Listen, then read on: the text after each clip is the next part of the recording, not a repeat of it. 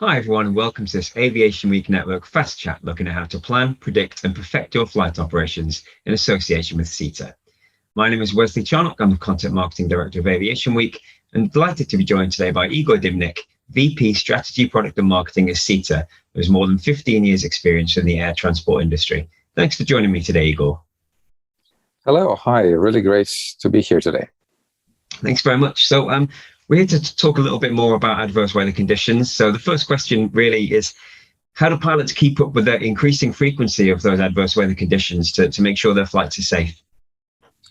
Well, historically, pilots have been relying on the old weather charts, that have been printed and handed to them like a few hours before the flight, right? So they really needed to go deeply into that analysis and understand what the weather will actually be. And I mean, the adverse weather conditions, in some parts of the world that is kind of something that has been happening normally and for a while, but adverse weather conditions are now the normality in almost everywhere in the world, right? So the weather is changing, and in that sense, it does impact flight operations more and more adversely. So, the pilots first they get the weather charts in a paper form with all wind information, and then they get the meters and TAF and DATIS information, which is basically a coded text that tells them what the weather will be. And basically what pilots need to do, they need to collect all that information and visualize it for themselves.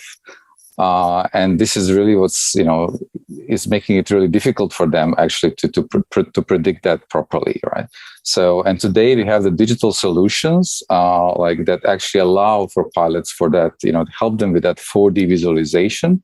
And when I say 4D, I mean 3-dimension, and as well the concept of time. So they're actually able to understand at 2 hours in the future, when they will be at certain area, what the weather will be.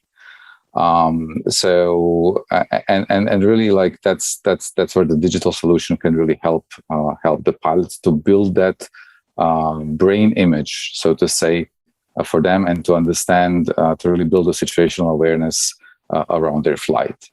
We have today pilots using even the public weather, which is actually a very good source of weather. The problem arises is that this is not official source of weather.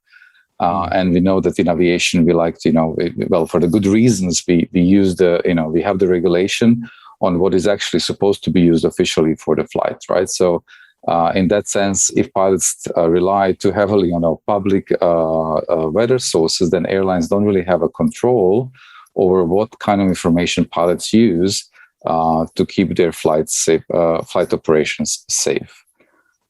And one additional topic here is that potentially the other players or stakeholders in the flight operation process might use different sources, and that could actually as well lead to some challenges as well. Okay, thank you. And you mentioned some of those frustrations and difficulties there. Obviously, SETA's Evas Pilot's design is intentionally designed to help pilots reduce their workload and reduce the frustrations here. How does the system go about doing that?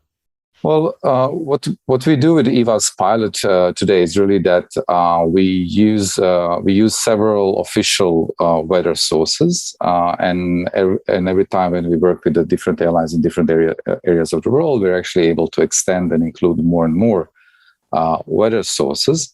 And it's really then what we do, we bring those weather sources together and display them to pilots in one single view, right?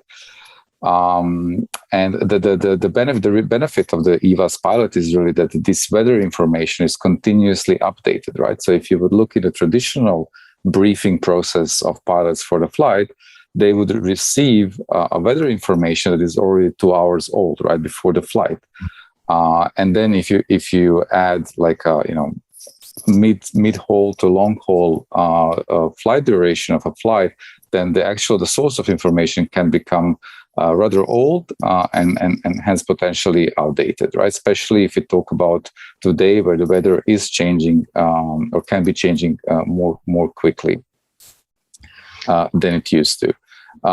And then again, there are situations where like flights are being delayed, there are disruptions, and in that sense, it can get, if you're using the traditional methods of distributing weather information to pilots, it can be a little bit tricky to keep them up to date. Where Evas Pilot, obviously, by being a mobile application on an iPad, can update with the latest information with any source of connectivity. Additionally, when pilots, when they have the weather information that they have to get their head around, but then obviously they have all other operational information like the route that they will be flying.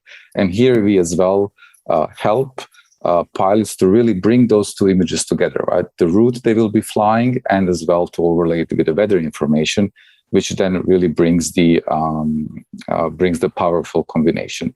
And as well, like we have the Evas Dispatch. So we have the flight tracking or situational awareness tool for dispatchers that uses the same information and a very similar display. So actually, by pilots and dispatchers in the operation control center looking at the same source of information the same way, it actually enables them to collaborate in a much, much better way, right? Because they have the same, they're looking at the same thing, basically. Right? Sure. And obviously, we're talking about an increase in adverse weather conditions, climate change, sustainability. Aviation has a role to play here. How can, more effectively planning those flight paths, can this play a positive role in reducing carbon emissions in aviation? Yeah, well, we know that, in our ambition as an industry, right, to decarbonize by 2050, there is a significant amount of that decarbonization that should come from the operational improvements, right? So the operational efficiency, depending on which program we're looking into, is probably 6 to 8%, right, up to 10%. So and here we really believe that that we can really help optimize the routes that are being flown. And here, together with Evas Pilot, which delivers the information to the pilots in a very user-friendly way, what we're doing as well is that we are adding the information about potential directs, climb speed recommendations, level recommendation, and even we're going in the direction of looking that in order how to optimize the top of descent, right? So we are actually providing that optimization information with our other product, which is OptiFlight. And we're integrating that information, which is a machine learning based product. And we're integrating this information in a very useful way in the Evas Pilot, right? So then the pilots have all the information they need, their route, their fuel information, if they're using our flight folder as well. And then on top of that, they have the weather information and they get all the optimization recommendation. So in that sense, they really have all the information that really empowers them to execute the flight in a most efficient way, and in the kind of the most sustainable way as well, because obviously being more efficient, burning less fuel, means as well emitting less CO2. Sure, which is obviously critical for us as an industry, and hopefully that can make a significant difference. So I think we're out of time. So I just wanted to say thanks very much for your time today, Igor. It was a really fascinating conversation, and thanks to everyone watching this Fast Chat. Thanks very much, and see you all next time. Thanks a lot. Thanks for having me, Wes.